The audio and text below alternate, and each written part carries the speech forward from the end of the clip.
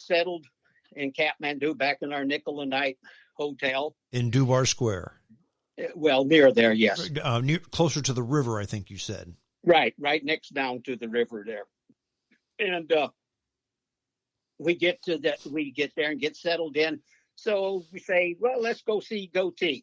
Let's go to the orphanage and see how Gothe is doing. We walk in, and I mean, the people, the look on this, the same woman was running it. The look on her face told a story. What I call shit or go blind. She had this look on her face that just said everything, and I knew something was wrong. And I says, we want to see Gothe. She says, well, he's not here. And I said, well, where is he? She says, well, he got into a fight with one of the other boys. This was a week before we got there. He got into a fight with another boy, and the other boy broke his arm. Gothe scaled the wall and took off. And they weren't about ready to go look for him. They didn't like him. They said he wanted to gamble, which that's what he did on the street, you know, playing marbles. And so the other boy had the broken arm, not Gothe. Yeah, the other boy, okay. and Gothe hauled it, and they weren't about. Well, I says, I'm going to go find him. Well, that scared him. But I went back into Kathmandu and I paid another beggar boy, to help me go through all the back alleys, the really bad parts of Kathmandu, and try to find him. Well, within an hour or around an hour, we got word back that he was back at the orphanage. Okay. They had went out and found him. Okay. So I walk in there, and Gothe lights up like a Christmas tree again. I mean, he ought to seen the look on his face, because I don't know if he knew what was going on or not. But the first thing he did is put his hands with his palms open in front of him, waving them like back and forth, like he didn't want nothing to do with this here, you know. I just from the way he was doing it, I could tell he didn't want to be there. So I says to her, to the head ma'am, I says, I'd like to go talk to Gothe. And she goes, you can go over there and talk to him. I says, no, ma'am, I want to go outside, take him outside, and I want to talk to him. But as soon as we walked through that door, he started telling me he don't want to be here. He ain't going to stay here. He, you know, blah, blah, blah. And he could speak pretty good English now because he was going to the English school. Right. Mm-hmm. And so it was easy to communicate with him. Now, how had he changed in 3 years? Because just a normal Western child from age 7 to age 10, they change unbelievably. But this boy, being basically on his own, without parents, how did he change? How was he different from the last time you saw him? Well, I mean, he was always confident, because he begged. He didn't care who he begged from. He didn't care who he went to. He didn't, you know, I mean, he still showed that confidence, you know, but he hadn't really grown a whole lot. He didn't look, you know, he didn't sprout up and get really big and stuff like that. I guess his growth was kind of stunted or something, but he looked healthy. He acted healthy. I mean, he seemed fine, you know. It's just that he didn't want to be there. So I told the woman, I says, well, he don't want to be here. When I went back in, I told her, he don't want to be here. So we'll just take him. We'll just go. And she said, oh, you got to sign him out. I had to sign him in, so I had to sign him out. So anyway, I signed him out, and we went back to town. And I asked him, Gothe, what do you want to do? And I says, do you want, you know, what do you want to do? Well, I wanted to collect money on this jitney that hauled passengers back and forth across from Kathmandu to this little village that he had come from. Well, those people had their own, that was their private vehicle that they were making money off of. They had their family doing it.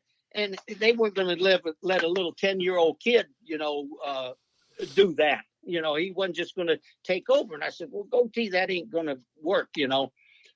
But I says, I'm going to the Annapurnas. and I had met an Australian guy. And those are mountains, correct? Right. Okay. The second highest mountains. Mount Everest is the tallest. Annapurna is the second tallest. Mm-hmm. And they're Everest is to the north and east. Annapurnas are to the west and north. Right. So I says, I want to go to the Annapurnas. I says, do you want to go with us? Yeah, he wanted to go with us. And like I said, I'd met this Australian guy, and he was going to go with me. And so all I did, I went into town and got another they had these surplus stores where people that traveled there before threw away their stuff or gave it to them and whatever. So it was pretty inexpensive. And I got another backpack, a small backpack, and just loaded it up. Got a pair of long underwear, a whole bunch of socks, blankets, and everything I could put in there. And for me and Gothe, if we need whatever we needed to go on this here trek. And so we head out from Kathmandu, and the first place we went to was that village he come from. And he went there, we went there, and he didn't really know anybody, but he was talking to some of them, but they didn't want nothing to do with him. I never did. I asked him why or what, and he didn't, and I never figured it out. I don't know that they were low caste or class or something that they just didn't want to even talk to him. They didn't, so there was no staying there long and well, did they maybe not trust him because he wasn't from the country? He was more of a streetwise city boy, and maybe they didn't trust him? No, they wouldn't have known that anyhow. Okay. They not necessarily would have known that. Okay. But I don't know what it was. And like I say, they didn't like the intermarriage stuff, and his mother was Indian, and I just never did find out. And he never really said, and maybe he didn't understand himself. I don't know. Anyway, when we took him to the orphanage, we had found out his name was Gothe. I forgot to tell you this. So the orphanage, they couldn't find no name, no family name for him either. So they gave him the name Gothe. That's how they registered him. Okay.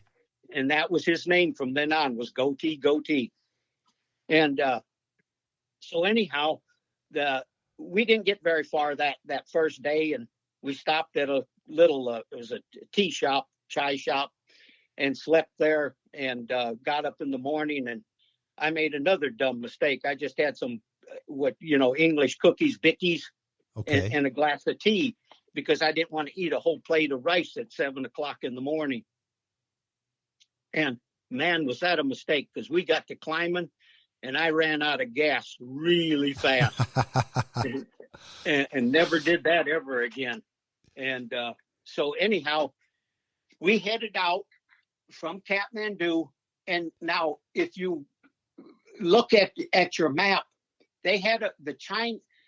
Well, let me explain this to you. The Americans tried to get Nepal to build. They told Nepal they would build them a road from Kathmandu to Pokhara if they would make marijuana illegal.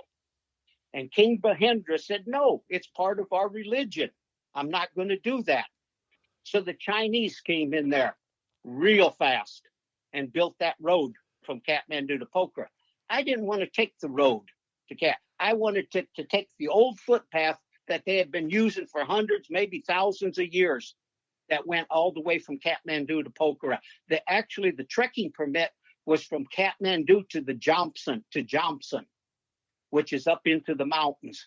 I never made it all the way to Jomson, but anyway, that's where the trekking permit. And it was signed, your trekking permit was stamped by the king. And I wished I would have kept them things, but they were made out of really cheap paper and they fell apart fast. Sure. But anyhow, the road, if you, I don't know if you're looking at your map. I am. From Kathmandu to Pokhara. And where is Pokhara in reference to Kathmandu? North, south, east, west? West and north, about 100 miles. Okay, I don't see Pokhara though. Keep probably ain't going far. Just follow HD4. The road HD4 will take you right into Pokhara.